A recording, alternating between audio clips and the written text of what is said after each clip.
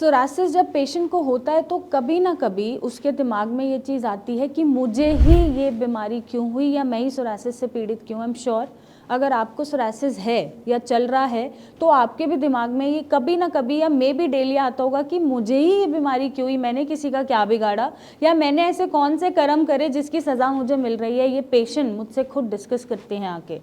तो आज हम जानने की कोशिश करेंगे कि आप ही को सोरासिस क्यों हुआ और ये इतना अनफॉर्चुनेट क्यों है कि आप ही इससे पीड़ित हो रहे हैं और इससे सफ़र कर रहे हैं। वेल, सोरासिस जैसा हमने बताया है कि एक ऑटोइम्यून डिसऑर्डर होता है और आपकी इम्यूनिटी खुद को डिफेंड करने की जगह अटैक करना शुरू कर देती है और एंटीबॉडीज़ अगेंस्ट बनाने शुरू कर देती है। अब आपको पता करना है कि आपको ही क्यों ये बीमारी हुई है, तो मैं आज आपको समझाने की कोशिश करती हूँ। नमस्कार, मैं डॉक्टर मेघा चतुर्वेदी। आज कुछ डाउट्स या आपके जो मे बी जो एक दिमाग में थ्योरी चलती है या क्वेश्चन के आंसर्स नहीं मिल पाते हैं, आज हम उनको सॉर्ट करने की बात करेंगे। सोरासिस पेशेंट को हो रहा है तो हमने बहुत बार डिस्कस किया है, तो या तो वो जेनेटिक कारण से हो सकता है, मे बी उसके फैमिली में कोई भी ऑटोइम्यून की हिस्ट्री चली आ रही है। ज़रूरी नहीं है कि सोरासिस ही मिले हिस्ट्री में, कोई भी ऑटोइम्यून बीमारी मिल सकती है। एंड दूसरा हो सकता है कि लाइफस्टाइल में भी ऐसा रहा है कि उसमें खान पान या कुछ ऐसी आदतें या ऐसा कुछ फूड या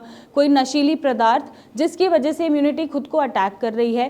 थर्डली हो सकता है कि मे बी स्ट्रेस इतना है कि स्ट्रेस में ही आपके अगेंस्ट एंटीबॉडीज़ बनना शुरू हो गई हैं और बॉडी खुद को ही अटैक कर रही है, स्ट्रेस इंड्यूस्ड है। या फोर्थ, हमने बहुत बार डिस्कस किया है कि कोरोना के बाद जब आपकी इम्यूनिटी बन गई और वो इतनी हाइपर एक्टिव बन गई है या वैक्सीन लगाने से इतनी हाइपर एक्टिवली काम कर रही है कि आपको सोरासिस उत्पन्न हो गया है। वेल, ये इन 4-5 फैक्टर्स जो मैंने डिस्कस करे हैं, इनके बेसिस पे सोरासिस हो सकता है। अब आपको ये जानना है कि आप ही के साथ क्यों हुआ है, तो उसके लिए अगर मैं साइंटिफिक लैंग्वेज में समझाने की कोशिश करूं तो एक HLA-B27 का टेस्ट होता है, आप इसको टेस्ट करा सकते हैं। तो HLA-B27 एक नॉर्मल ह्यूमन ल्यूकोसाइट एंटीजन है।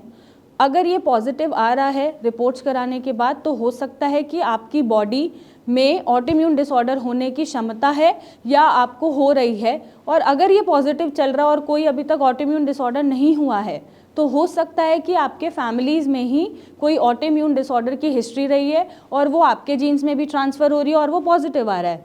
या फिर फैमिलीज़ में नहीं भी चली है तो वो म्यूटेट करके, जीन जब म्यूटेशंस पे आते हैं तो भी वो पॉजिटिव आ सकता है। और जब वो पॉजिटिव है तो ये सिंपली इंडिकेट करता है कि आपको कोई भी ऑटोइम्यून डिसऑर्डर हो सकता है। अब अगर आपकी पित्तज बॉडी है तो ऑब्वियसली आपको सोरासिस जैसी कंडीशंस होंगी और वो बॉडी टू बॉडी या टेम्परामेंट टू टेम्परामेंट या पर्सन टू पर्सन वो बीमारियां बदल जाती हैं, बट जो उनका ओरिजिन है वो ऑटोइम्यून ही रहता है। तो आई होप ये चीज़ आपको समझ आई होगी।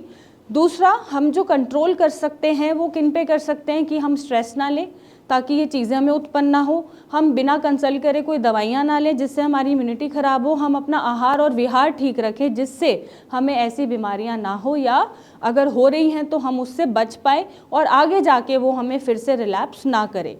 तो ये कुछ चीज़ें होती हैं जिनके ऊपर निर्भर करता है कि आप ही को ये बीमारी क्यों हुई। अब हो गई है तो इससे आप प्लीज़ उठिए और इसके बारे में सोचना बंद करें, इससे लड़ें, इसको एक्सेप्ट करें, तभी शायद आप इस बीमारी पे विजयी पा पाएंगे और अपनी बीमारी से निकल पाएंगे। और अगर आप निकलना चाहते हैं तो नीचे दिए गए नंबर पे फ़ोटोज़ भेजें, मुझसे आके मिलें, मेरी टीम से बात करें और इसका एक सही सल्यूशन पाएँ। Thank you and take care.